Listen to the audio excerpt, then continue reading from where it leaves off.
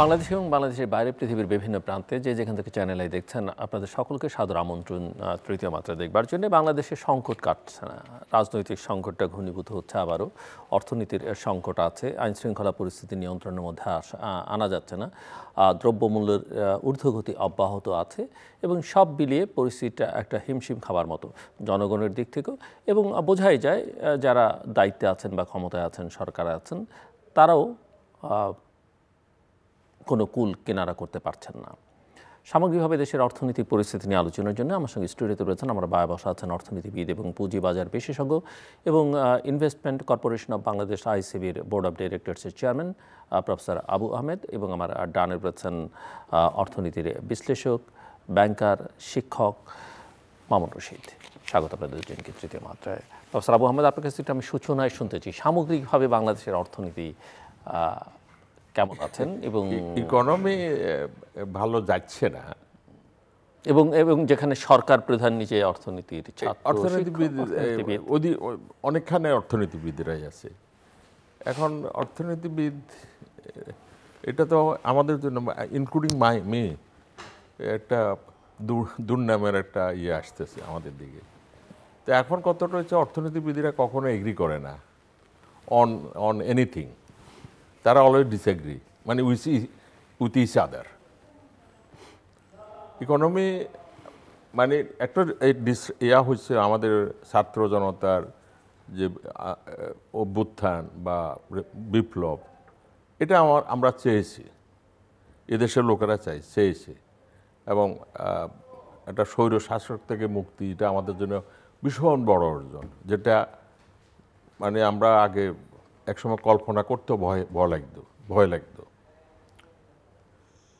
এইটার একটা spill over effect আছে, সেটা হচ্ছে ল অ্যান্ড অর্ডার ডিটোরিয়েট করেছে।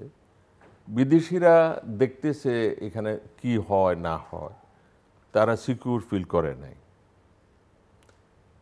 নতুন করে তারা ইনভেস্টমেন্ট করতে রাজি নাই। সরকারেরও যে সমস্ত মানে আগে এজেন্সিগুলো যাদের থেকে ঋণ নিত, including Chinese, Japanese and other bilateral and multilateral, ওরাও ওই অতটাই এগিয়ে আসতেছে না, কারণ তারা এখন মনে করে এখানে হয়তো বেশি ল্যান্ডিং করলে রিস্কের মধ্যে যেতে হবে। চাইনিজ লোনে বেশি ছিল আমাদের, $103 বিলিয়ন আগের সরকার ঋণ করে গেছে, যেটা 10 বছর আগেও এটা ছিল লেস দেন 30 বিলিয়ন। এটা গত 10 বছরে বেশি হয়েছে। তো এই ঋণ নিয়ে আমরা তখনও বলেছি, ওই সরকার থাকতে এই ঋণ নিয়ে ইকোনমি চলাটা দুরূহ হবে। এখন এই সরকারের সময় ওই যে দেনা পরিশোধ করতে হচ্ছে, আদানি পেত, সেভরন পেত, ফরেন এয়ারলাইন্স পেত, সব বাকি রাখা হয়েছিল। এমনকি ওই যে মানে এনার্জি সাপ্লায়ার্স ওরা পেত, এগুলো দেওয়া হচ্ছে। Only good thing for the economy. এখন ইকোনমিতে ওই যেটা বলতেছিলাম, স্লো ডাউন হচ্ছে, অফকোর্স এটা স্লো ডাউন হচ্ছে, ইনভেস্টমেন্ট কমতেছে বা কমেছে অলরেডি, যার কারণে ইকোনমি। আমি জাস্ট আপনার দুজনের কাছে আমার ছোট প্রশ্ন, লেমেন হিসেবে প্রশ্ন, যে ইকোনমিতে যদি মানে একটা দেশের ইকোনমির অবস্থা এমন যদি হয় যেখানে দেশের মানুষ, সাধারণ মানুষ স্বস্তিতে নেই, সন্তুষ্ট না, বা যারা অর্থনৈতিক ক্রিয়াকর্মের সঙ্গে যুক্ত, ধরা যাক প্রাইভেট সেক্টর, তারা সন্তুষ্ট না, সেই ইকোনমিকে কোনোভাবে ভালো বলবার সুযোগ আছে কি না? না, ভালো বলতেছি না, না আমি বলছি সুযোগ আছে কিনা, মানে অর্থনীতিবিদ হিসেবে আপনারা মনে করেন ভালো বলতেছি না, তবে ভালো, যেটা দেখতে হয়তো খারাপ মনে হচ্ছে কিন্তু আসলে ভালো। আমি একটা কথা বলি, বা লং রানে আমি লেট মি বি প্র্যাকটিক্যাল। ভালো করার উপায় আছে, যে পথে হয়তো সরকার মানে সরকার অতটা সিরিয়াসনেস দেখাচ্ছে না। যেমন আমি যেটা আমি তো ইকোনমিক সায়েন্সের এই শিক্ষক অথবা ছাত্র, সারা জীবন ইকোনমিক্স পড়াইছি, নিজেও পড়েছি। এই যে ইনভেস্টমেন্ট কমতেছে, ট্যাক্স কালেকশন কমবে, এটা স্বাভাবিক, কারণ ট্যাক্স কালেকশনটা নির্ভর করছে ট্রানজ্যাকশানের উপর। তো ইনভেস্টমেন্ট কমতেছে, কনজামশন কমতেছে, সাধারণ মানুষের দুর্ভোগ বাড়তেছে, ট্যাক্স কালেকশন করতে হবে। এটাকে কম্পেনসেট করার জন্য আনফর্চুনেটলি অ্যান্ড উই আর ওই বিভিন্ন এই ট্যাক্স বসাইছে ইনক্রিজ, কারণ ওদের একটা লক্ষ্যমাত্রা আছে, ওটাকে অর্জন করতে হবে। এখন আমি যেটা দেখি সেটা হচ্ছে আমাদের কারো দোষ দিই না, দোষটা সামগ্রিক আমাদের। এই যে আমরা মানে ইকোনমিক কথাটা বলতেছি, পলিটিক্স আনতে চাইছি না, আমরা একটা IMF ফ্রেমওয়ার্কের মধ্যে কাজ করতে সরকার করতে চাইছে, বিশেষ করে বাংলাদেশ ব্যাংক। পলিসিগুলো মেজর পলিসি ইকোনমির ক্ষেত্রে এটা বাংলাদেশ ব্যাংক থেকে আসতেছে। ইনফ্লেশন হচ্ছিল, আগের সরকারের সময় হচ্ছিল, আপওয়ার্ড ট্রেন্ড ছিল, এটা থামে নেই। এবং তখনও আমরা ওই একটা প্রেসক্রিপশন দেওয়া হচ্ছিল, IMF তো এর আগের থেকে লোন আমাদেরকে দিচ্ছে, কত 2-2.5 বছর আগ থেকে, যে সুদের হার বাড়াইতে হবে, তাহলে ইনফ্লেশন কমবে বা কন্টেন হবে। But it did not work. আমাদের দেশে করে নাই, শ্রীলঙ্কাতে করে নাই, নাইজেরিয়াতে করে নাই, ঘানাতে করে নাই, পাকিস্তানে করে নাই, কোথাও করে না। শুধু করে যুক্তরাষ্ট্রে, ইউরোপিয়ান ইউনিয়নে, জাপানে, যেগুলো advance economy, fully employed economy. আমাদের দেশের মতো, আমি আগেও বলছি, সব মানে সুযোগ পেলেই আমি বলি, কারণ ওই ইকোনমি মানে নিউক্লাসিক্যাল মনিটারি ইকোনমি এটাকে বলে, বা নিউক্লাসিক্যাল ম্যাক্রো ইকোনমি।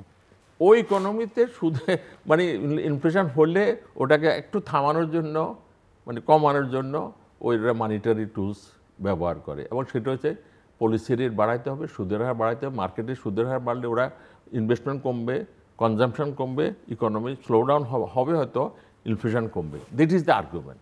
কিন্তু এই ইকোনমিতে যদি সুদের হার বাড়ানো হয়, ইনভেস্টমেন্ট কমতেছে, কনজাম্পশন কমতেছে, ইকোনমি স্লো ডাউন হচ্ছে, আনএমপ্লয়মেন্ট বাড়তেছে, এতে সাপ্লাই ডিসরাপশন হচ্ছে। মানে আমাদের সাপ্লাইটা ইলাস্টিক, কিন্তু আমি যত ইনভেস্ট করি তত সাপ্লাই বাড়বে। ওইসব দেশে সাপ্লাইটা অতটা ইলাস্টিক না, হ্যাঁ, ফুললি এমপ্লয়েড ইকোনমি। তো আমার এখানে আমি সাপ্লাইকে শাস্তি দিয়া আমি যেটা অর্জন করতে চাইছি সেটা হচ্ছে না। এবং ইনফ্লেশন কি কন্টেন হয়েছে? হয়নি তো, এটা বাড়তেছে। আচ্ছা, আমি এখানে একটা জিনিস, যেহেতু since you told me that I am also chairperson in the ICB investment corporation Bangladesh, সবাই বলে যে আপনাদের শেয়ার বাজার কখন বাড়বে। তা আমি বলি যে এটা শেয়ার বাজার থেকে টাকা মানে শেয়ার বাজারে টাকা ইনফ্লো করতেছে না আউটফ্লো করতেছে, এটার থেকে huge amount of money outflow হয়েছে, গত 2 বছরে হয়েছে, এখনও হচ্ছে। এখন কোথায় যাচ্ছে? যারা উচ্চ মূল্যে শেয়ার বিক্রি করেছে অনেক আগে, মানে 2 বছর 2.5 বছর আগে, তাদের একটা অংশ তারা বাইরে নিয়ে গেছে, অথবা অন্য ব্যবসাতে নিয়ে গেছে। আর বাদ বাকিরা এখন এই যে গত 1.5 বছর থেকে আমি যেটা দেখি, সো কল বিগ ইনভেস্টার, মানে যারা একটু বেশি ইনভেস্ট করে, তারা বন্ডের দিকে যাচ্ছে। The highest interested bond offer করতেছে 12.5%। তো 100% সিকিউর সরকারি, তো ওটা মানুষ তো ওইদিকে যাচ্ছে। এখন এত নিরাপদ যদি ইনস্ট্রুমেন্ট থাকে ইকোনমিতে, তো সবাই ওই ইনভেস্টমেন্ট কথা চিন্তা না করি তারা ওইদিকে যাচ্ছে। এখন তাই হচ্ছে, এর কারণে শেয়ার বাজার তো ডিপ্রেসড, ইনভেস্টমেন্টও আমাদের কমে যাচ্ছে। সার্বিকভাবে মনে করি সামগ্রিকভাভাবে খুব একটা Bangladesh bank should reverse its policy, reverse করা উচিত। শুধু 10% পলিসি রেট, এটা ওয়ান অফ দ্য হাইয়েস্ট, মানে আমাদের আমি অন্তত 15 বছর বা 20 বছরও দেখি না এত হাই লেভেলে।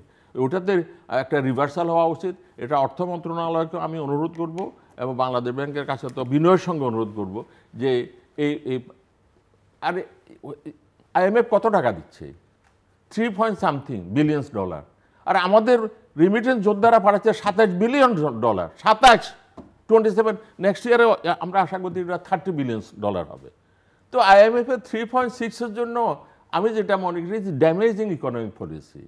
আজকে যে সরকার ট্যাক্স টার্গেট কেন অ্যাচিভ করতে পারতেছে না? ইনভেস্টমেন্ট হলে ইকোনমি যদি ইভেন মিনিমাম যদি 5.5 হতো, তাহলে ট্যাক্স কালেকশন আরও অনেক বেশি হতো।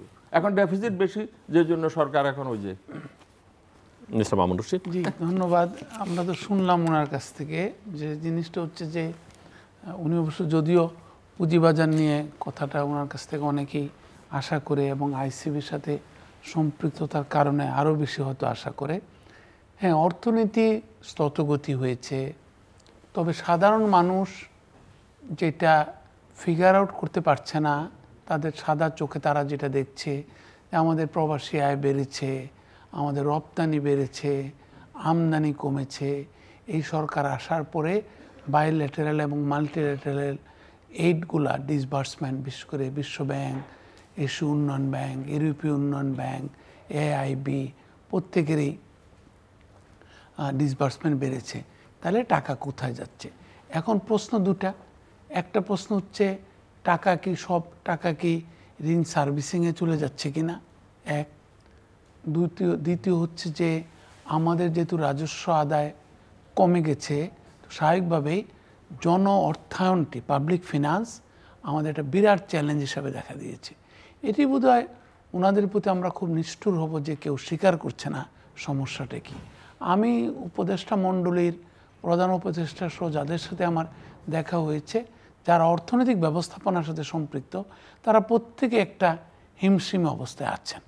তারা চাচ্ছেন, যেহেতু তারা ব্যক্তিগতভাবে মোটামুটি ভালো মানুষ, তাদের একটা ইচ্ছা আছে সর্বতটা চেষ্টা করার।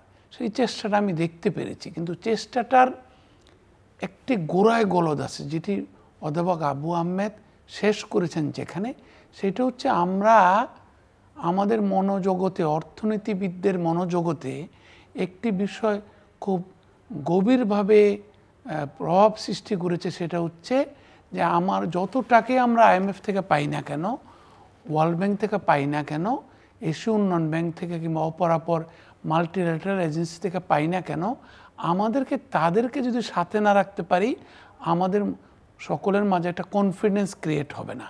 এই কারণেই অধ্যাপক আবু আহমেদ যেমন বললেন যে এবার আমরা আশা করছি যে এই অর্থবছর শেষে আমাদের যে রান রেট চলছে গেল 5 মাসের, সেই রান রেটের সাথে মিলিয়ে আমাদের ইনওয়ার্ড রেমিটেন্স হবে প্রায় $28 বিলিয়ন।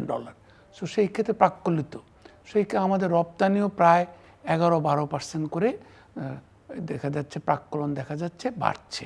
তো সেই প্রেক্ষিতে আমাদের কিন্তু মানুষ মনে করছে যে, আমাদের নীতি নির্ধারকরা মনে করছেন আমাদের ফরেন কারেন্সির উপরে আরও প্রভাব থাকতে হবে, এবং আমরা যদি, যেহেতু আমাদের সুশাসনের অভাব রয়েছে, সমস্ত পক্ষ থেকে চাপ রয়েছে, সরকারি কর্মকর্তারা চান তাদের বেতন বাড়ুক, বেসরকারি কর্মকর্তারা চান তাদের বেতন বাড়ুক, শ্রমিকরা চান আমাদের পক্ষের একটি সরকারের চেয়ে আমাদের বেতন বাড়ুক, কিন্তু আসলে টাকা নাই। তো এখন টাকা যখন থাকে না, তখন তারা একটা সাইকোলজিক্যাল ডিপেন্ডেন্সি ক্রিয়েট হয়েছে এই নীতি নির্ধারকের মনোজগতে, যেটা শুরুতেই বলেছি যে ডেভেলপমেন্ট পার্টনার থেকে তাদের আস্থাটা রাখতে পারলে আমরা পরবর্তীকালে ফরেন এইড পাবো। শুধু ফরেন এইড পাবো তা না, FDI পাবো। এই কারণেই তারা হয়তো সংস্কারেও হাত দিয়েছেন, যেই কারণে পাশাপাশি চললে সংস্কারে হাত দিলে, যেটা বিশ্বব্যাংক বলেছে যে আমি তোমাকে বাজেটারি অ্যালোকেশন বাড়াবো, বাজেট ম্যানেজমেন্টে অ্যালোকেশন বাড়াবো।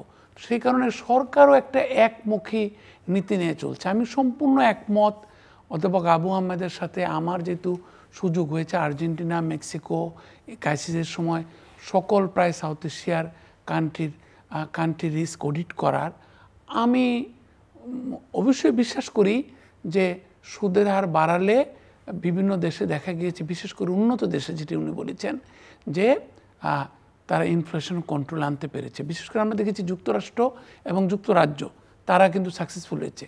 ভারত, ইন্দোনেশিয়া সাকসেসফুল হয়েছে, কিন্তু তারা শুরুর দিকে করে ফেলেছে। আমরা কিন্তু তখন আঙ্গুল চুষছিলাম, তখন আমরা কিচ্ছু করে নাই।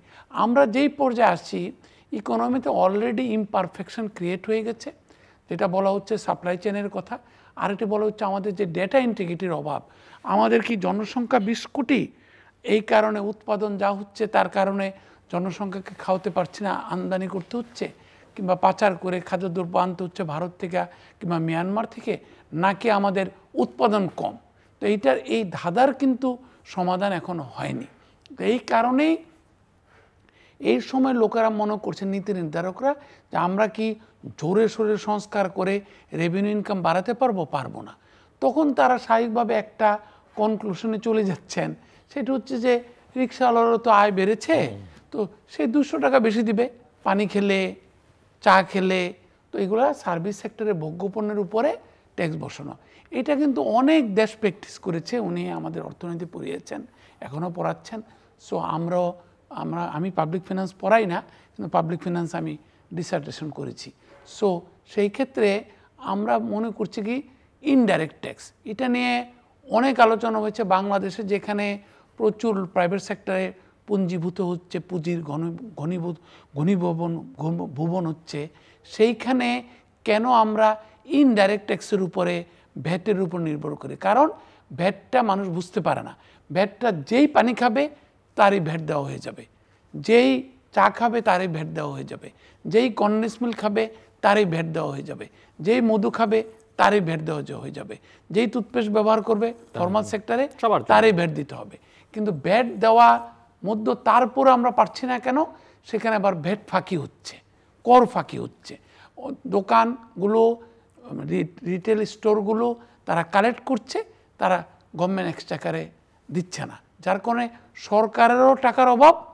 আবার এই সমস্ত যে ব্যয় সংকুলন করবে, এই দুর্বল সরকারের কারণে কিংবা পপুলারিটির কারণে সরকার শক্তিশালীভাবে ঝেড়ে কাটতে পারছে না।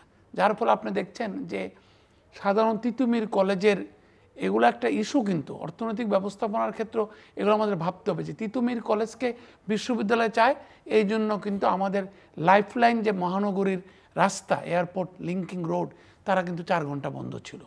তেমনটি আমরা কিন্তু যন্ত্রচালিত রিক্সা চালকদেরকে মহাসড়কে চলতে দিতে হবে, সেইটাকে কেন্দ্র করে লোক মরে গেছে এবং অনেক বিনিয়োগকারীরা ওখানে ঘন্টার পর ঘন্টা মহাখালী রেলগেটে আটকে ছিল। বাট এই যে একটা সবাই মোটামুটি একটা পেয়ে গেছে সরকারকে, আর সরকারও যে কোনো কারণে শক্তির পরিচয় দিতে পারে নাই, কিংবা ভাবছে যে আমরা যদি শক্তির পরিচয় দেই আমাদেরকে আবার ফেসিবাদী মনে করবে কিনা। আবার police is not in command, police অনেক চলে গিয়েছে, পালিয়ে গেছে। পুলিশকে পুনর্গঠন, সামরিক বাহিনী কতটুকু ঝেড়ে কাশবে কিনা, অংশগ্রহণ করবে কিনা। তো সেই ক্ষেত্রে আমরা অনেকটা সরকারকে পেয়ে গেছি, সরকারি কর্মকর্তা সকলে সরকারকে পেয়ে গেছে। এখন সরকার যে কে এটা বোধহয় আমি না বলে স্যার বলতে পারবেন ভালো, কারণ সরকারকে সবাই পেয়ে গেছে, সরকারও কেন জানি জোরে সোরে লাগতে পারছে না। আরেকটি বিষয় এসে গেছে আমার মনে, নির্বাচন নিয়ে কিছুটা অনিশ্চয়তা। আপনি দেখেছেন অনেকে বলছে নির্বাচন হলে ঠিক হয়ে যাবে, এমনকি যারা নাকি অগাস্ট বিপ্লবের পিছনে কিংবা স্বাগত জানিয়েছে বিপ্লবের পরবর্তীকালে কিংবা জুলাই বিপ্লবকে, তারাও কিন্তু এখন কিন্তু এই ডিসবার্সমেন্টটা আগের মতো শক্তিশালীভাবে এগিয়ে আসছে না। তারাও মনে করছে আর একটু দেখি কিভাবে সরকার চালায়, কিভাবে সরকার কন্ট্রোল করে, কিভাবে প্রশাসনিক দক্ষতা নিশ্চিত করে, সেটা আমরা দেখি। তো আমার ধারণা যে সরকারের সামগ্রিক অর্থনৈতিক ব্যবস্থাপনায় দুর্বলতা ঢুকে এসছে। একটা তো হচ্ছে কিছু অনভিজ্ঞ লোক অর্থনৈতিক ব্যবস্থাপনায় ঢুকে গেছে, তারাও কিন্তু ওই অভিজ্ঞদের অনেক সময় নিয়ে নেয়। কাকে জানে আপনারা এটা অনুষ্ঠানে বলতে শুনেছি, বেশ কিছু ইন্টার্ন সরকারে যোগ দিয়েছে, আমি জানি না মনে নেই আমার কে বলেছে। তো তারাও কিন্তু আবার যথেষ্ট যখন সম্মান করি, আমরা স্যারকে যখন সম্মান করব, ডক্টর সালেউদ্দিনকে যখন, ওয়াহিদুদ্দিন মাহমুদকে যখন সম্মান করব, কিন্তু তাদের কিন্তু কোয়ালিটি টাইমটা চলে যাচ্ছে ওই সমস্ত তুখোর ইংরেজি বলা ইন্টার্নদের কাছে শেখানোর জন্য কিভাবে how this economy is being manage, এই ধরনের ইকোনমিক ম্যানেজমেন্টে কী ধরনের অস্ত্র, কী ধরনের উইপন ব্যবহার করা উচিত। তো সামগ্রিকভাবে একটা ট্রেনজিটরি ভাব এসে গেছে আমাদের মধ্যে, যে ঢিলে তালে চলবে, কিভাবে চলছে কি জানি, ডিসিশন হয়, নির্বাচন হবে কি হবে না। আমরা সবাই অনেকটা রিউমার মঙ্গার হয়ে গেছি।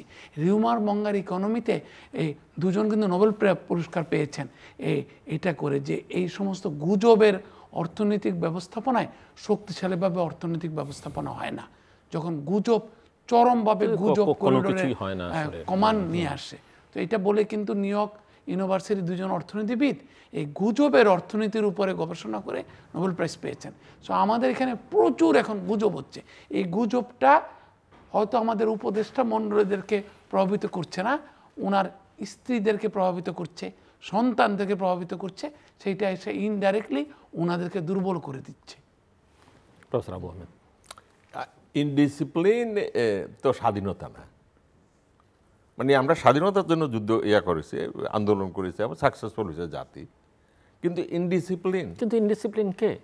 এই যে যেটা যেটা মিস্টার মানে মামুন রশিদ এটার বলছেন জন্য সরকারকে আমি যেটা- চালায়, হ্যাঁ, আমি তার সঙ্গে হ্যাঁ, যুক্ত ওটা আমি করছি। সরকারকে অনুরোধ করব যে you don't allow this type of indiscipline. ওই যে সচিবালয়ের সামনে গিয়ে বসে থাকা, বা তিতুমির কলেজের বিশ্ববিদ্যালয় করতেই হবে, মানে যে যখন যা খুশি রাস্তা নেমে যাচ্ছে। কিন্তু যে যখন খুশি রাস্তায় নামছে বলি কি সরকার ডেলিভার করতে পারছে না বা না, perform সরকার করতে পারছে না? ওইটা অসুবিধা। অন্য মানুষ তখন হয় কি সাইডলাইনে চলে যায়, এই যে ইনভেস্টার্স বা অন্যরা বাইরের থেকে প্রচার করার সুবিধা পায় যে বাংলাদেশে তো ল অ্যান্ড অর্ডার নাই, ডিসিপ্লিন নেই, কিচ্ছু নেই, তাহলে কী হবে? এগুলা অ্যালাউ করতে নাই। এটার সঙ্গে গণতন্ত্রের কোনো সম্পর্ক নাই, বাক স্বাধীনতা। সরকার নিজে কি বলতে পারছে যে আমার ল অ্যান্ড অর্ডার কন্ট্রোলের মধ্যে আছে, সিচুয়েশন আছে ইমপ্রুভ কিছু, করেছে, কিন্তু তারপরেও সেটা কি এই যে সরকার রাস্তা নিজে দখল বলতে করে পারছে? দাঁড়িয়ে যাওয়া, রাস্তা দখল করা, বা যে কোনো সময় মানে আছে অনেক ইরেশনালিটি, অনেক। এগুলার নাম স্বাধীনতা না, এগুলার নাম গণতন্ত্র না, এগুলার নাম ওই যে ফ্রিডম অফ এক্সপ্রেশন না। এটা ডিসিপ্লিন লাগে। তা যদি ডিসিপ্লিনে আনতে হয় সরকারকে শক্ত হইতে হবে, সোজা কথা। আরেকটা কথা হচ্ছে যে এই যে সরকারের ট্যাক্স কেন বসাচ্ছে, এই তো কথাটা বেশি, এটা নিয়ে তো আলোচনাটা বেশি হচ্ছে। এক তো হচ্ছে সরকার ইকোনমি স্লো ডাউন হওয়ার কারণে, আমি আবার বলবো 5.5% জিডিপি গ্রোথ আর 4.5% জিডিপি গ্রোথের মধ্যে অনেক ডিফারেন্স। ট্যাক্স কালেকশনের উপর এটা অ্যাডভার্স এফেক্ট ফেলে। The higher the growth, the higher with the tax collection, even given the rates, যে রেটস আমরা ফলো করতেছিলাম সেই রেট থাকলেও হায়ার গ্রোথ রেটে হায়ার ট্যাক্স কালেকশন হতো। তো ইকোনমি স্লো ডাউন হয়েছে, মানে গ্রোথ রেট নিচের দিকে এসে গেছে, এই অবস্থায় ট্যাক্স কালেকশন কম হবে। এখন সেটাকে পূরণ করার জন্য এক্সট্রা ট্যাক্স বসানো হচ্ছে, এই তো কথাটা। এটা আরেকটা উপায় আছে। এক তো হচ্ছে ইকোনমিকে প্রপ আপ করতে হবে। ইকোনমিতে এক্সপোর্টটা আলহামদুলিল্লাহ এখনও ভালো আছে, আর রিমিটেন্স ইনফ্লোটা অনেক বেশি ভালো আছে, আমরা আশাবাদী এই জন্য। আর ওই ফরেন এইড যেগুলো, সেগুলো হয়তো যারা এখনও মার্জিনে দাঁড়িয়ে আছে তারা দিতে থাকবে। আর চায়নারা যদি এগিয়ে আসে, আমাদের পররাষ্ট্র উপদেষ্টা যাচ্ছেন, আশা করি হয়তো তারা ওই তাদের ওই ঋণগুলোকে শিডিউলিং করবে, অথবা ফ্রেশ তারা ইনভেস্টমেন্টে আসবে। তো আমরা আশাবাদী, কিন্তু ইকোনমিক পলিসিতে কিছু ত্রুটি আছে, যার কারণে এখানে আরেকটা কথা দরকার, size of the government matters. এটা আইএমএফের প্রেসক্রিপশনে এখন নাই, বিশ্বব্যাংকের প্রেসক্রিপশন 90s ছিল যে তোমাদের সাইজ অফ দ্য গভর্নমেন্ট এত বেশি বড় হবে কেন। 8 লক্ষ ছিল এক সময় সরকারি কর্মচারী, এখন সেটা নাকি 15-16 লক্ষ হয়ে গেছে। তো এত বড় সরকার, এতগুলো ডিভিশন তো দরকার নাই, ডাইরেক্টরির দরকার নাই, এত মিনিস্ট্রির দরকার নাই। এখন ওইখানে বোল্ডনেস দেখানো উচিত। সরকার বলতে পারে যে আমরা তো এসেছি অল্প সময়ের জন্য, এটাতে হাত দিতেই হবে। যে সরকারে আসুক, ইলেক্টেড হোক বা বর্তমান সরকার হোক, যদি এত মিনিস্ট্রিজ, এত ডিভিশন, এত ডাইরেক্টরেট, এত কিছু রেখে এইটাকে খাওয়ানো, মানে ওই আমি বলছি রেভিনিউ বাজেট বিশাল হয়ে যাচ্ছে, বড় থেকে বড় হয়ে যাচ্ছে। তো এগুলোর জন্য তো সেই আমাকে ট্যাক্স কালেকশন করতেই হবে। অল্টারনেটিভ হচ্ছে এই সমস্ত অ্যামালগেমেটেড করে দেওয়া, কিছু রিডিউস করা। এটাতে হয়তো অনেকে অসন্তুষ্ট হতে পারে, বাট এটা করতেই হবে। Size of the government matters. আর হচ্ছে আমি তো ওই যে ইকোনমির সরকারকে আরেকটা পথ আছে, এটা সেই পথে হয়তো সরকার যেতে চায় না, সেটা হচ্ছে সরকারের হাতে অনেকগুলো এন্টারপ্রাইজ আছে না, নন ফাংশনের, মানে company, government public sector companies আর কি। কিছু শেয়ার বাজারে লিস্টেড আছে, কিছু নট লিস্টেড। লিস্ট একটা দেওয়া আছে যে এগুলোকে শেয়ার বাজারের মাধ্যমে বিক্রি করিয়ে দেন। সরকার যদি সেখানে তড়িৎ সিদ্ধান্ত নিতে পারত, তাহলে কিন্তু সরকার ওইখান থেকে অনেক টাকা পেয়ে যেত।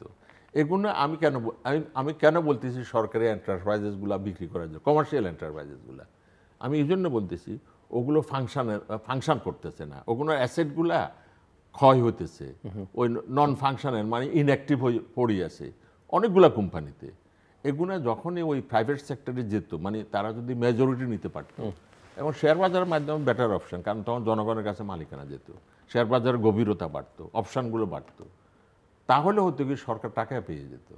এই যে এতগুলা ব্রিজেস হয়েছে না, আমাকে একজন সাধারণ লোক বলতেছে, আচ্ছা স্যার ব্রিজেসগুলোকে কোম্পানি করি, শেয়ার বাজার আনা যায় না? আরে যথেষ্ট আনা যায়, ওই লাইনের চিন্তা তো নাই, কারণ এগুলো টোল কালেকশনের মাধ্যমে ক্যাশ ফ্লো তো আছে। তো ওগুলো শেয়ার বাজারের মাধ্যমে আনলে কিছু সেভিংস করলে আরেকটা ব্রিজ করতে পারবে এখান থেকে, ওগুলো লিমিটেড কোম্পানি করতে হবে, এই তো এত কিছু না। হিথ্রো এয়ারপোর্ট কিন্তু লিস্টেড কোম্পানি, তা আমাদের এখানে কি ওই চিন্তা আছে আদৌ? এয়ার ইন্ডিয়া বিক্রি করে দিচ্ছে, পিআই বিক্রি করে দিচ্ছে, তা আমাদের এখানে কি চিন্তা আছে এগুলো? এই জন্য এখানে খরচাটা বেশি। খরচাটা যদি মানে কন্টেন্ট না করতে পারে, যতই আপনি ট্যাক্স, মানুষের দুঃখ দুর্দশা শুধু বাড়তেই থাকবে। না, এটা তো ঠিকই কথা বলেছেন। ওই যে মূল কথা তো হচ্ছে ওই জায়গাটায়, ইন্টারিম গভর্নমেন্ট তারা তাদের ম্যান্ডেট হিসাবে কি ধরেছে। এখন আপনি দেখেন অনেকগুলা সংস্কার কমিশন করা হয়েছে, একটাও কিন্তু অর্থনৈতিক সংস্কার কমিশন নাই, তাই না? সুতরাং এবং এমনকি ব্যাংক সংস্কার কমিশনও নাই। টাস্ক ফোর্স করা হয়েছে মন্দ ঋণ নিয়ে, তারপরে মানে চুরি করা অর্থ কীভাবে ফিরিয়ে আনবে, তাদের উপরে, ওগুলোর উপরে ফোকাস দেওয়া হচ্ছে। তারপর আপনারা জানেন ব্যবসায়ীরা নিবে গভর্নমেন্ট সেক্টর লাভজনকগুলো প্রতিষ্ঠানগুলো কিংবা সরকারের শেয়ারগুলো অধিগ্রহণ করবে। ব্যবসায়ীরা কি নিজের ব্যবসা চালানোর মুডে আছে? তাও নাই। কারণ বেশিরভাগ ব্যবসায়ী হয় তারা কিছু জেলে আছে, কিছু পালিয়ে আছে। 16 বছর শাসনকাল তো এটা বিরাট শাসনকাল। তারা শেষ পর্যন্ত কি অনেকে 14 বছরের মাথায়, অনেকে 10 বছরের মাথায়, অনেকে 5 বছরের মাথায় তারা কাবু হয়ে গেছেন সরকারের প্রেশারের কাছে, যে কোনো কারণে। হয় তারা কিছুটা অন্যায় করেছেন। আমাদের মতো দেশে তো রাষ্ট্র একটি সর্বব্যাপী মনস্টার বলা হয় এটাকে। আমাকে প্রয়াত লতিফুর রহমান সাহেবকে বলেছেন, মামুন, লট অফ বিজনেসম্যান তারা বুঝতে পারে না রাষ্ট্র কি জিনিস। যে আমরা ফেডারেশনের একটা মিটিংয়ে ওনাদেরকে দাওয়াত দেওয়া হয়েছিল, ওনারা সিদ্ধান্ত নিয়েছিলেন ওনারা যাবেন না। পরবর্তীকালে ওনারা যেতে বাধ্য হয়েছেন। তো আপনি তো ওই তৎকাল থেকে বিভিন্ন এজেন্সি ফোন করে, এই মিটিংয়ে যেতে হবে, এই পত্রিকায় এই করতে হবে, ওই জায়গায় ওই করতে হবে, ডিসি সাহেবদের এই করতে হবে। তো এজেন্সি আস্তে আস্তে বিভিন্নভাবে এজেন্সি চালায়। ইদানিংকালে আমরা শুনেছিলাম প্রথম দিকে যে এজেন্সি নাই, ইদানিংকালে আবার শুনতে পাচ্ছি কিছু 2-1 মাস যাবৎ যে এজেন্সি আবার সরব হচ্ছে, যে সরকারকে সহায়তা করতে হবে, কাউকে উচ্চকিত করতে হবে, কাউকে ব্যর্থতা ঢেকে রাখতে হবে। তো এই কারণে সমস্ত আর্টিফিশিয়াল ব্যান্ডেজড ইকোনমি হয়ে যায়। এগুলো তো আসলে এজেন্সির কাজ না, এগুলো কাজ করে না, কিন্তু এগুলো হচ্ছে। তো আমাদের যেটা মতো একটা ক্লোজলি হেল্ড সোসাইটিতে, যেখানে আমার গরিব আত্মীয় স্বজনকে চাকরি দিতে হয়, কেউ এটার বাইরে যেতে পারছে না।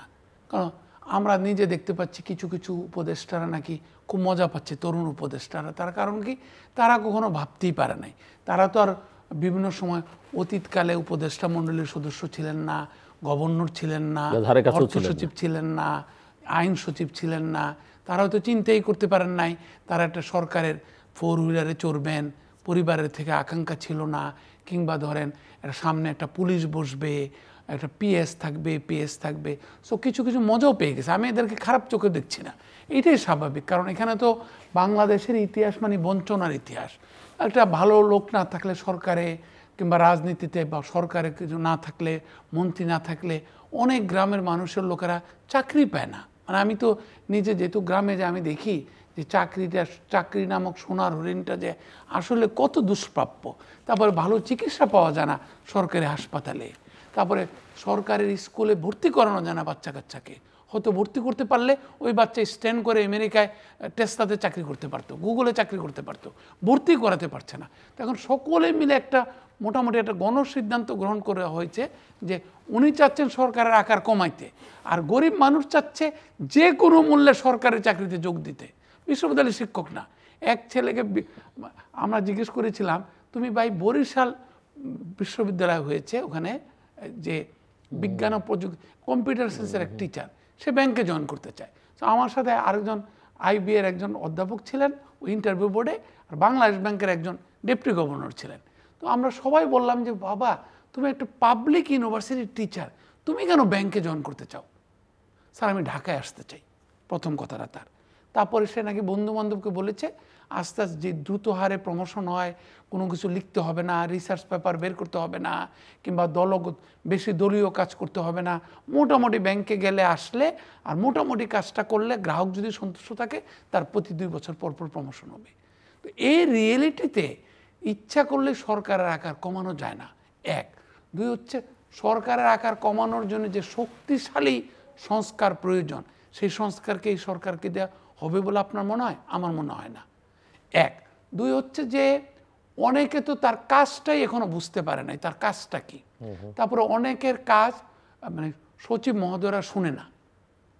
আমরা তো দেখতে পাচ্ছি না, আমাদের ইয়াং যারা অ্যাডভাইজার তারা কিন্তু প্রায় ধমক দেয়, যারা যারা সহযোগিতা করছেন না এই সরকারের সাথে, হাত ভেঙে ফেলবো, কলম গুড়িয়ে দেব। যাই হোক, আমি এই ভাষাগুলো ব্যবহার করতে চাচ্ছি না, ওনারা অত্যন্ত কষ্ট করে সম্মানিত উপদেষ্টার স্থানে এসেছেন, বাট এগুলা বলছেন। কিন্তু ওনারা কিন্তু এখন মানে কেউ কিছু বললেই ফেসিবাদীদের কলম ধ্বংস করে দেওয়া হবে, এগুলা বলা হচ্ছে।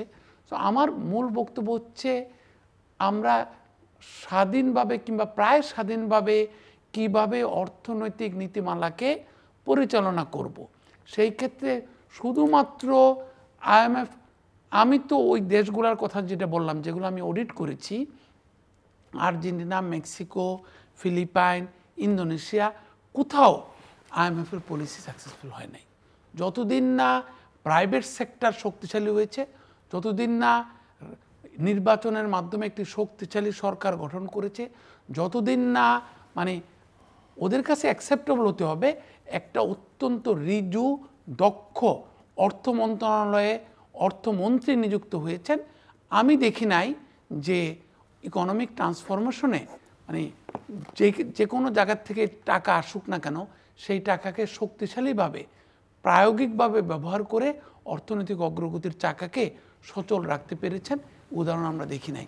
এই জন্য আমরা আজকে প্রয়াত মনমোহন সিংয়ের কথা মনে করছি, এই জন্য আমরা আজকে রঘুরাম রাজন রিজার্ভ ব্যাঙ্ক অফ ইন্ডিয়ার গভর্নরের কথা মনে করছি।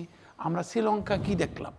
আমরা শ্রীলঙ্কায় কিন্তু কমিউনিস্ট সরকার এসছে, তারা কিন্তু অর্থ সচিব এবং তারা কিন্তু ট্রেজারি সেক্রেটারি বলে, এবং তারা কিন্তু গভর্নরকে চেঞ্জ করে নাই, কারণ তারা দেখেছে এই 83% থেকে -0.5 ইনফ্লেশন আনতে পেরেছে কে? এই তাদেরকে স্বাধীনতা দিয়েছে মানে কেন্দ্রীয় ব্যাংকে, এমনকি অর্থ মন্ত্রণালয়কে। আজকে কিন্তু তারা অলমোস্ট ঠিক করে ফেলেছে, other than aid dependency, Chinese aid dependency. ওইটা হতো যদি তাদের আয় বাড়াতে পারে সরকারের, তাদের যদি প্রবাসী আয় বাড়ে, তাদের যদি রপ্তানি বাড়ে, তারা ওইটাও ঠিক করে ফেলবে। আমরা রাইট পথে আছি, এখন টাইমিংটা এবং সরকার কতটুক ঝেড়ে কাশতে পারবে, কিংবা বাংলাদেশ ব্যাংকের গভর্নর কতটুক সহায়তা পাবে, কিংবা তাকে কে বলবে যে IMF-এর পদ্ধতির বাইরে গিয়েও আমরা কিন্তু অর্থনৈতিক ব্যবস্থাপনায় এগিয়ে আসতে পারি। সেই ক্ষেত্রে কিছু প্রাইভেট সেক্টরকে এনকারেজ করা, প্রাইভেট সেক্টরকে একটা শক সিনড্রোমে চলে গেছে ওরা, যে কী হবে আমাদের, আরও কি আটাক করবে কিনা। অনেক বড় বড় প্রতিষ্ঠানের প্রচুর কর্মকর্তাদের অ্যাকাউন্ট ফ্রিজ করার জন্য নির্দেশ দেওয়া হয়েছে বাণিজ্যিক ব্যাংকগুলোকে। এটা তো একটা প্যানিক ছড়াচ্ছে।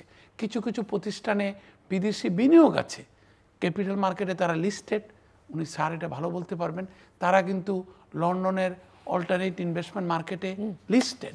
এখন ওখানে নিয়ম আছে, যদি কোনো পরিচালনা পরিষদে কোনো চেঞ্জ আনতে হয় তাহলে কিন্তু তাদের পারমিশন নিতে হবে, কিংবা কোনো কোনো ফার্মাসিউটিক্যাল কোম্পানি হয়তো বিদেশি মাল্টিন্যাশনাল ফার্মাসিউটিক্যাল কোম্পানিকে লিস্টেড কোম্পানি হিসেবে অধিগ্রহণ করেছে, যার ফলে তাদের শেয়ার প্রাইস বেড়েছে। তাদের সাথে হয়তো মলিকুলার এগ্রিমেন্ট আছে যে তুমি যে আমার ওষুধটা ব্যবহার করবে, আমার প্যাটেন্টেড ওষুধটা ব্যবহার করবে, তোমার প্রতিষ্ঠানে কি কি পরিবর্তন হচ্ছে, তোমার কোয়ালিটি কন্ট্রোল কিভাবে হচ্ছে, তোমার বোর্ড কি সিদ্ধান্ত নিচ্ছে, তোমার অর্থায়ন কিভাবে হচ্ছে, আমাকে জানাইতে হবে।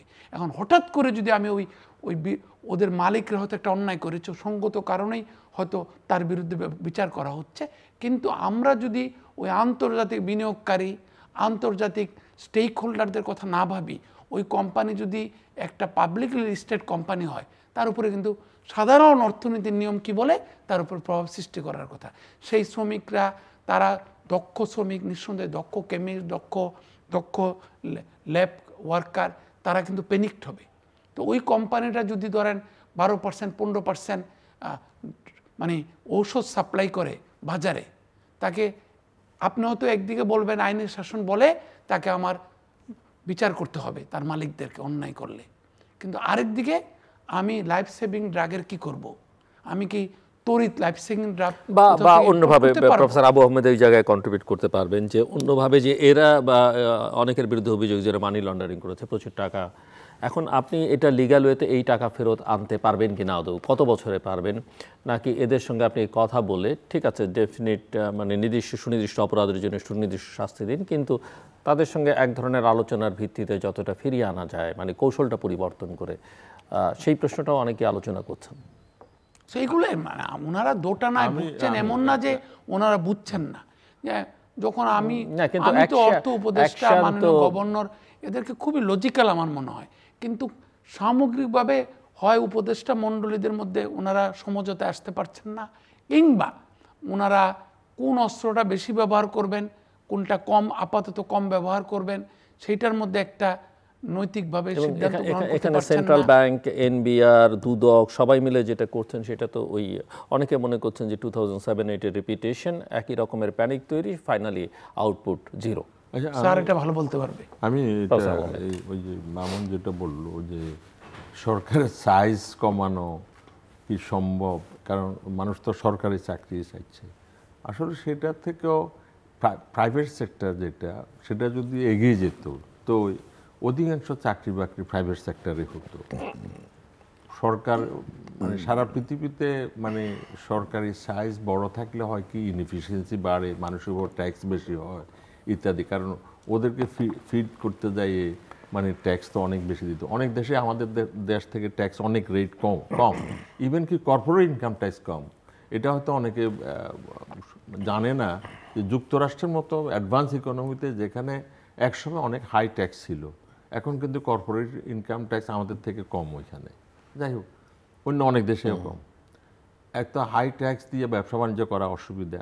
আরেকটা কথা, এটা তো সত্য যে গত 15 বছর যাবৎ বা 16 বছর যাবৎ, বিশেষ করে গত 10 বছরে একটা মাফিয়া গ্রুপের হাতে ইকোনমি চলে গেছে। একটা মাফিয়া, তারাই ব্যাংক লুট করছে, তারাই কোম্পানি ফিকটিসাস কোম্পানি স্থাপন করেছে, তারাই ক্যাপিটাল মানে অর্থ পাচার করেছে। যাদের হাতে অর্থ এইভাবে এসে যায় মানে কায়দা করে, তারা অর্থ পাচারও করেছে তারাই। এই যে আমাদের রিমিটেন্স প্রবাহ এখন কেন বাড়তেছে, আমি তো মনে করি যে অ্যাটলিস্ট অন্তত পাচারটা কম হচ্ছে, বা এখন হচ্ছে না বা কম হচ্ছে, সেজন্য তো রিমিটেন্স প্রবাহটা, কারণ ওই পাচারকারীর তো বাংলাদেশি টাকা নেয়, তার তো নিচে ইউএস ডলার, তো ডলারে কনভার্ট করে নিচে আমাদের এখানে আসে নাই। তো এই যে মাফিয়া গ্রুপের হাতে, তারাই বাজার কন্ট্রোল করত, এখন সেটা ভেঙে পড়ছে। কেউ দৌড়ানির উপর আছে, কেউ জেলে আছে, কারো নামে মামলা আছে। সেটাও একটা মেইন রিজন যে ডিসরাপশন, সাপ্লাই ডিসরাপশনের। আমিও এমনি সরকারকে মানে সম্ভব হলে এটাও বলেছি বা এখনও বলতেছি ওপেনলি যে যারা দোষী তাদেরকে অবশ্যই আইনের আওতায় আনতে হবে। তাদের থেকে তাদের সম্পদাদি নিয়ে ব্যাংকগুলো যেসব ব্যাংক পাবে তাদের ওইসব ব্যাংকের ডিপোজিটারদেরকে টাকা দিতেই হবে। অ্যাট দ্য সেম টাইম তাদের ফ্যাক্টরিজগুলো যাতে চালু থাকে, কারণ সেখানে সাধারণ লোকেরা এমপ্লয়েড, কোথাও 30,000 কোথাও 20,000 ওটা। এখন ওগুলো যাতে ধ্বংস না হয়, কারণ এতগুলো ফ্যাক্টরি বা এতগুলো লোকের চাকরি বাকরি অত সহজে অন্যখানে দেওয়া যাবে না, কারণ ইকোনমিতে স্লো ডাউন হয়েছে, আর এদিকে এরা ছাঁটাই হয়ে যাচ্ছে, এরা রাস্তা দাঁড়াচ্ছে।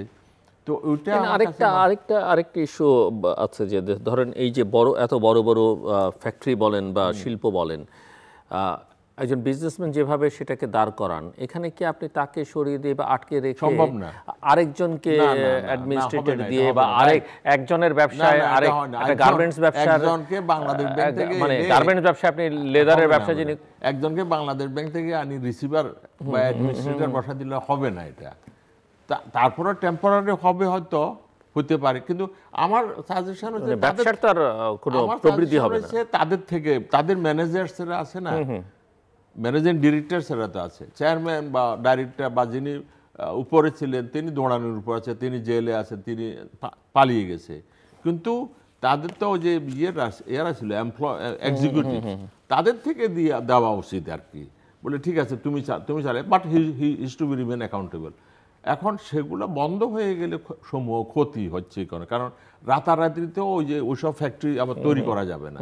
তো আমি মনে করি যে সরকার একদিকে তাদের এলসি খোলার জন্য যা সহায়তা দরকার সেটা প্রোভাইড করা উচিত, ব্যাংকগুলোকে দেওয়া, মানে ব্যাংকগুলোকে বলা উচিত।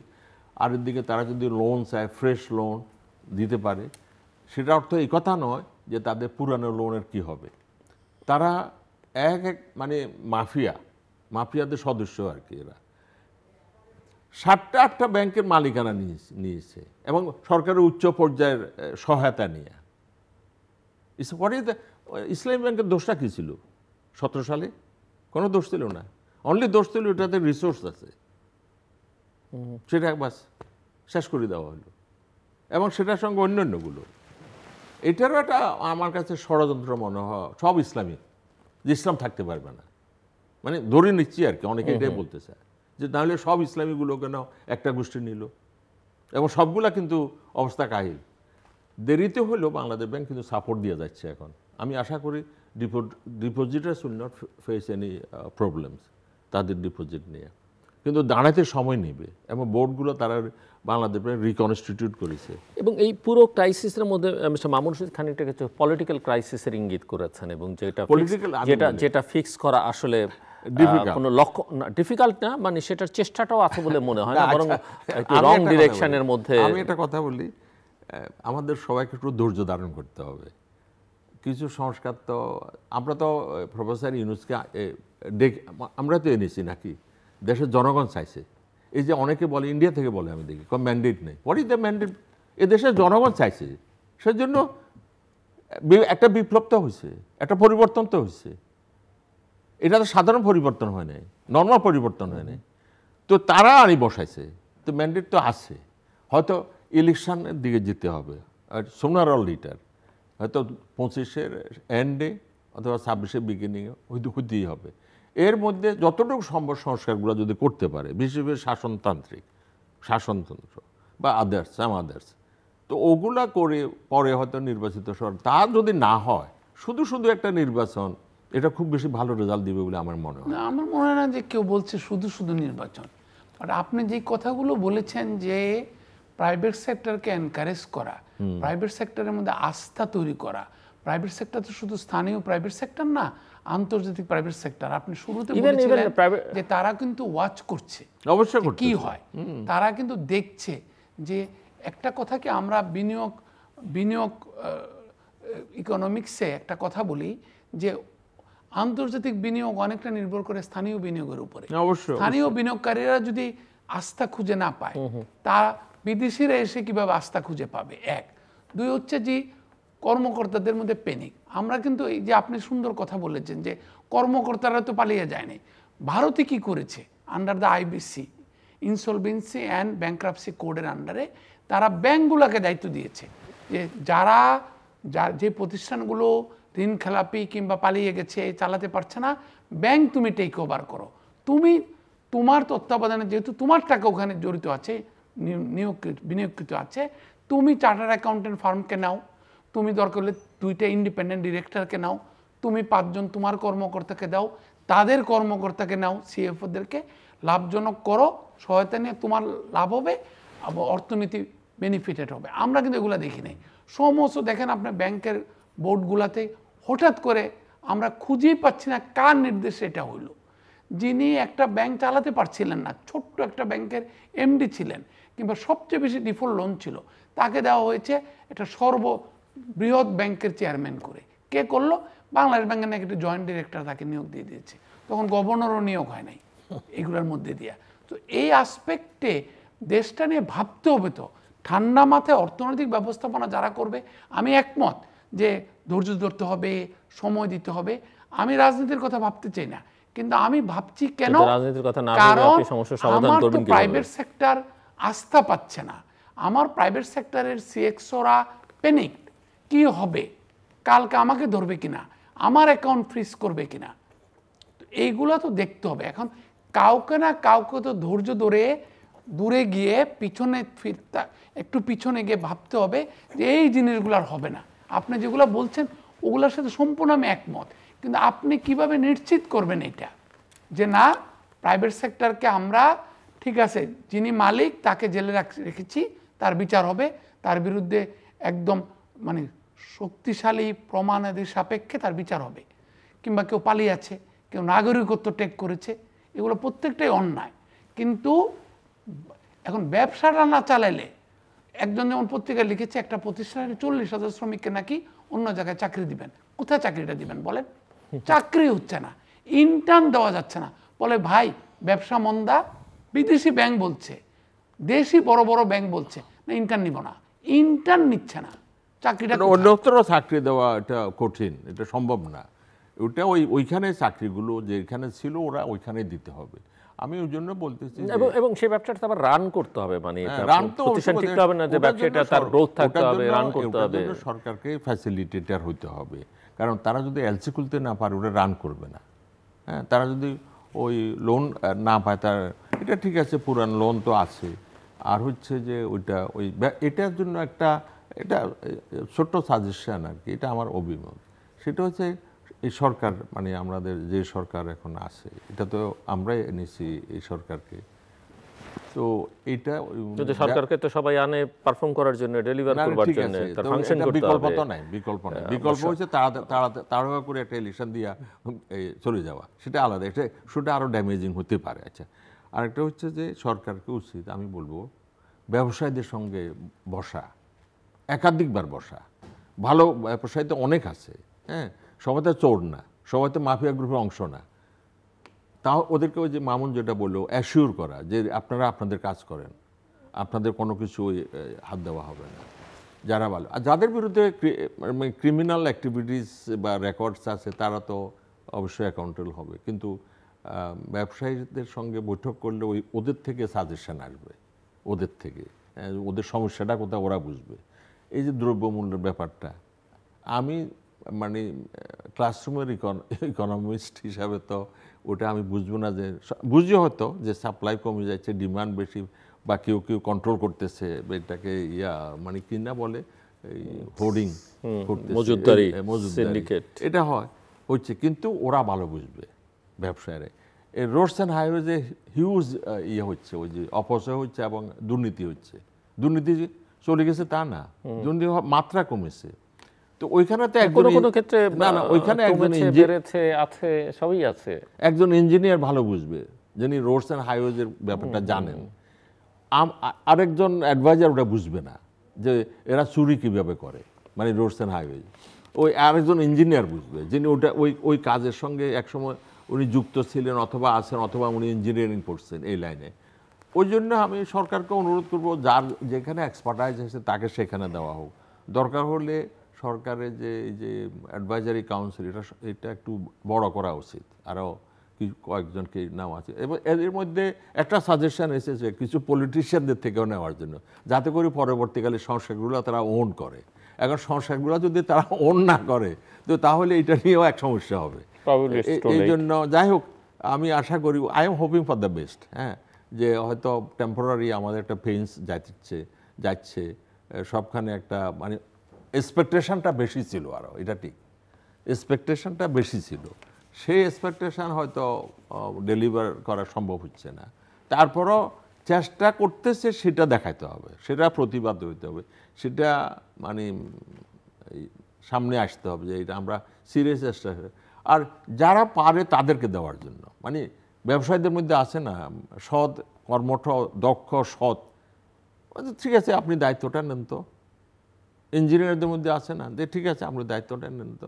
পলিটিশিয়ান সাইড লাইনে আছে, মানে ডাইরেক্ট পলিটিক্স এখন করতেছে না, but he is a good person, তো তাকে দায়িত্ব দিলেই হলো, অসুবিধা কি? আরও 10 জন নিলে ক্ষতি কি? কারণ 60 জনের মন্ত্রিসভা ছিল না, তো অসুবিধা এদের থেকে নেওয়া উচিত আর কি। তো সব কিছু মিলে, যেহেতু আমাদের ওই যে রিমিটেন্স বাড়তেছে, যেহেতু আমাদের এক্সপোর্ট গ্রোথটা বজায় আছে, আমি সুদিনের জন্য অবশ্যই আশাবাদী। জি, mister Mamun Rashid, closing remarks. না, আমি তো মনে করি এগেন প্রাইভেট সেক্টর আস্থা ফিরিয়ে আনা, আস্থাটা ফিরাইতেই হবে, আর গুজব কমাতে হবে। আমাদের এমবিএতে যখন পড়তাম আমাদের সবচেয়ে বেশি জোর দেওয়া হতো এই ট্রান্সফরমেশনের ক্ষেত্রে, এন্টারপ্রাইজ ট্রান্সফরমেশনে, রাইট কাইন্ড অফ কমিউনিকেশন। এবং এই কথাটা তো আপনি মুখস্থ জানেন, সবাই আমরা জানি, right person for the right job. তো এইগুলা তো উনি যেটা বলেছেন নতুনভাবে বলার কিছু নাই। আর দ্বিতীয় কথা হচ্ছে যে right hand does not talk to the left hand. সকলে যদি একমত না হন, আমরা কিন্তু এখনও শুনতে পাচ্ছি আগের মতো কিচেন ক্যাবিনেটের কথা। আমাকে একজন উপদেষ্টা বলেছেন যে আপনি উনাকে চিনেন, উনার কাছে চলে গেলে কাজটা হইতে পারে আপনার। আমি একটা বিদেশি বিনিয়োগকারীকে, প্রচুর বড় বিনিয়োগকারী, তার কাছে নিয়ে গেছিলাম, উনি দায়িত্বপ্রাপ্ত। উনি আমাকে আরেকজন উপদেষ্টা যিনি বিনিয়োগের সাথে মোটেই সম্পর্কিত নয় কিন্তু করিডোর ডিসকাশন অনুসারে অত্যন্ত ইনফ্লুয়েন্সিয়াল, তার কাছে চলে যেতে বললেন। কেন বললেন? I could not figure out even.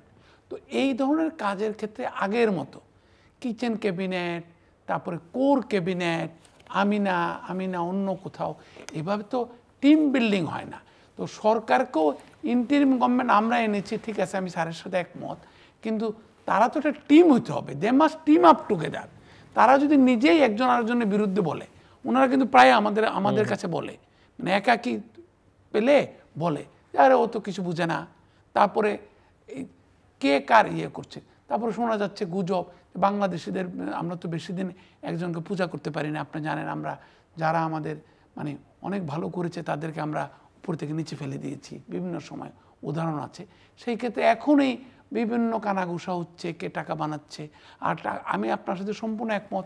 আমি স্যারকে কষ্ট দিতে চাই না যে কোনো পরিবর্তন হচ্ছে না, সব মানুষ ভালো হয়ে যায়নি, তাই না?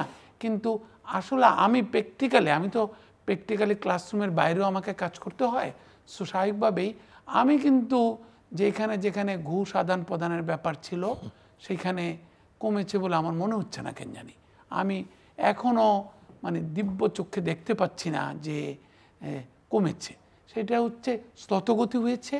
ওই আগের মতো লোকগুলা এত টাকা না দিলে করব না এইটা বলছে না, বলছে কি যে আগে কত দিয়েছিলেন ওটা তো চেঞ্জ হয়ে গেছে, ঠিক আছে একটু কম দেন, আমি করে দেবো কাজটা। সো ওই যে উনি যেটা বলছে মাত্রাটা একটু কমেছে, কিন্তু আমরা কিছুতেই বলতে পারছি না যে ঘুষ কমেছে। এবং এই জন্য আমি মনেও করি না যাদের কথা শুনতে পাচ্ছি এই দেশে মানে ঘুষ কমে যাবে, এইটা হবে ওইটা হবে। কিন্তু যেইটা হবে, যত বেশি প্রাইভেট সেক্টর ইকোনমি হবে, যত বেশি প্রযুক্তি আসবে, সেইটা কিন্তু একটা ন্যাচারাল ব্যারিয়ার হিসাবে কাজ করবে টুয়ার্ডস মানে ঘুষ আদান প্রদানের অর্থনীতি কিংবা ইনএফিসিয়েন্সি অর্থনীতি। যখন প্রযুক্তি আরও বাড়বে তখন কিন্তু ঘুষ কমতে বাধ্য। তখন কিন্তু যত বেশি পেপার ওয়ার্ক কমবে তত ঘুষ কমবে। আপনি দেখেছেন ইতিমধ্যে আমাদের এনবিআর একটা উদ্যোগ নিয়েছে রিটার্ন সাবমিট করা। এইটার মাধ্যমে কিন্তু ওই টার্গেট মার্কেটটা কিন্তু আর তাকে ট্যাক্সও দিতে হইতো, আবার সার্টিফিকেটটা পাওয়ার জন্য ঘুষও দিতে হইতো। একটা মিনিমাম রেট আছে যে এত টাকা পর্যন্ত সার্টিফিকেট পাইতে গেলে ট্যাক্স পেমেন্ট সার্টিফিকেট এত টাকা লাগবে, এত টাকার উপরে গেলে এত টাকা লাগবে, এত টাকার উপরে গেলে এত টাকা লাগবে। কারণ কি তারা জানে ওই প্রতিষ্ঠানগুলা মানে আইটি 10B এন্ডোস্কোপি চায়, নাহলে ওই জায়গায় দিতে পারবে না। আবার আইটি 10B এন্ডোস্কোপি দিতে গেলে এত টাকা লাগবে। তো এগুলো মোটামুটি রেট করা। ওই যে ছোট্ট ছোট্ট বাজার যারা মুদি দোকান দেয় কিংবা রাস্তাঘাটে মানে ইয়ে করে না, বাজার ফেরি করে না, তারা কিন্তু জানে। একবার প্রচুর পত্রিকায় কিন্তু রিপোর্ট উঠেছিল, ইত্তেফাকে, প্রথম আলোতে, যে এই যে ডাবওয়ালাকে এনবিআর এর সামনে যে ডাব বেচে সে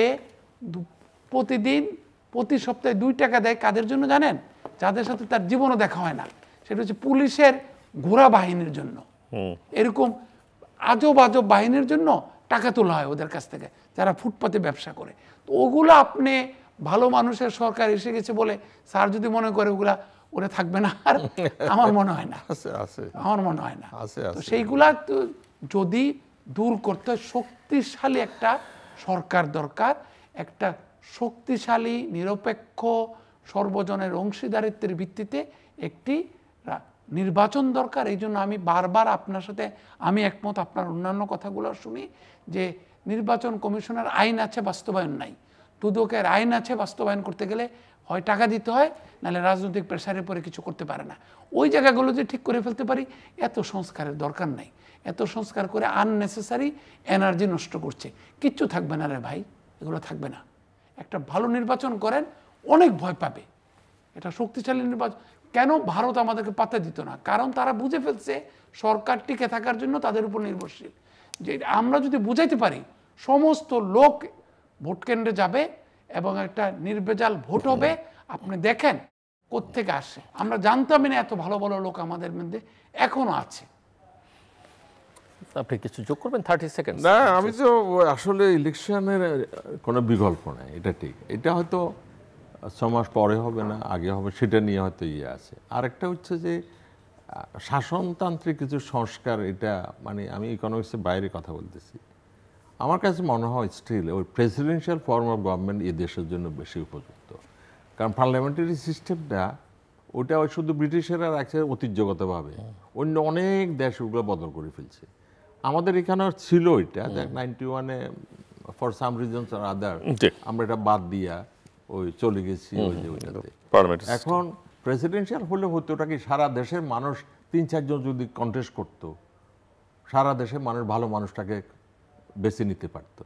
এখন তো প্রাইম মিনিস্টার, এই তো উনি ওই যে রংপুরের ওই প্রান্ত থেকে অথবা নোয়াখালীর আরেক প্রান্ত থেকে এই ওনাকে এখন সবাই, উনি প্রাইম মিনিস্টার, ওনাকে ভোট দিয়েছে মাত্র 23% লোক ওনার কনস্টিটিউয়েন্সিতে। 7 জন দাঁড়াইছে তো 23% হইয়া উনি উইন করছে। ধন্যবাদ। দর্শক, অনুষ্ঠানের শেষ প্রান্তে আমরা সামাজিক যোগাযোগ মাধ্যম ফেসবুক, এক্স এবং ইউটিউবে রীতিমাত্র লাইভ স্ট্রিম হচ্ছে, আপনারা দেখতে পারেন। টেলিভিশনের পর্দায় দেখতে না পারলে যে কোনো সময় যে কোনো স্থান থেকে ইউটিউবে রীতিমাত্র চ্যানেলটি সাবস্ক্রাইব করে পর্ব বা পুরোনো পর্বগুলো আপনারা দেখতে পারেন। মিস্টার মামুন রশিদ এবং প্রফেসর আবু আহমেদ, অসংখ্য ধন্যবাদ এই আলোচনা অংশ নেওয়ার জন্য। দর্শক, আমরা কথা বলছিলাম অর্থনীতি নিয়ে এবং অর্থনৈতিক ব্যবস্থাপনার যে অনেক দুর্বল এবং মানুষ যে ভালো নেই সেটা মোটামুটিভাবে স্পষ্ট। যে প্রাইভেট সেক্টর বা যে উদ্যোক্তা শ্রেণী বাংলাদেশকে আজকের অর্থনীতির যে জায়গায় আছে, এই ভগ্নস্তূপের মধ্যেও যে টিকে থাকতে পারছে, তারা অনেকটাই অবহেলিত সাইডলাইনে বা আস্থার একটা অভাব তৈরি হচ্ছে। এবং তাদের মধ্যে যখন আস্থার অভাব, তখন বৈদেশিক যে বিনিয়োগকারী তাদের মধ্যেও আস্থার অভাব রয়েছে। ডেভেলপমেন্ট পার্টনাররা একটা পলিটিক্যাল স্ট্যাবিলিটি ছাড়া কিছু করতে চাইছেন না বা অঙ্গীকার করেও অনেকখানি এখন স্লোথ গতি দেখাচ্ছেন। এর একটা বড় কারণ যে নিঃসন্দেহে যে সরকার গঠিত হয়েছে, অ্যাটলিস্ট সরকার প্রধান, সেটা জনগণের সমর্থনে 8ই অগস্টে, কিন্তু 5 মাস যেতে যেতে সেই সমর্থন যে কমতে শুরু করেছে, তার কারণ হচ্ছে সরকার যদি ডেলিভার করতে পারতো, ফাংশন করতে পারতো, সে যদি কাজ দেখাতে পারতো, তাহলে আজকে এই অবস্থা হতো না। এবং এই যে স্ট্যাবিলিটির প্রশ্ন, সেটা ওই সক্ষমতার প্রশ্নের সঙ্গে জড়িত, যে কারণেই এখন অনেকেই মনে করেন যে একটা নির্বাচিত সরকার হলে তার প্রতি সবার আস্থা হয়তো তৈরি হবে। এখন এখানে সংস্কার আগে না নির্বাচন আগে, নির্বাচন হলেই সব সমস্যার সমাধান হবে কি না, এইসব প্রশ্ন আছে। এই প্রশ্ন সব সময়ের জন্য। এবং ওই যে সংস্কার আমরা সবসময় বলি যেটা একটা continuous process, never ending process. ইতিমধ্যেই শাসনতন্ত্রের সংস্কার নিয়ে অনেক কথাবার্তা হয়েছে, কমিশন তার রিপোর্ট দিয়েছে এবং আমি নিশ্চিত মোটামুটিভাবে যে সেই প্রস্তাবনার মধ্যে এই যে আজকের আলোচনার টেবিলে একেবারে শেষ প্রান্তে এসে যে প্রস্তাবনা, আমাদের আসলে প্রেসিডেন্সিয়াল ফর্ম অফ গভর্নমেন্টে ফেরত যাওয়া উচিত। কাজেই কোনো কিছু শেষ নয়, আমরা বলতে পারছি না যে এটাই শেষ, এই সিদ্ধান্তই চূড়ান্ত বা এটাই সমস্যার একমাত্র সমাধান। কাজে এটা সবসময় পরীক্ষা নিরীক্ষার মধ্য দিয়ে আমাদের চলতে হবে এবং সময়ের সঙ্গে তাল মিলিয়ে আমাদের আসলে সংস্কারগুলো করতে হবে। কিন্তু এখন জনগণের যে চাওয়া, মূল কথা হচ্ছে যে জনগণের অংশগ্রহণ নিশ্চিত করতে হবে, সেটা রাজনৈতিক, অর্থনৈতিক সকল প্রক্রিয়ায়। আমাদের সঙ্গে থাকবার জন্য অসংখ্য ধন্যবাদ। আপনাদের সবার জন্য শুভকামনা।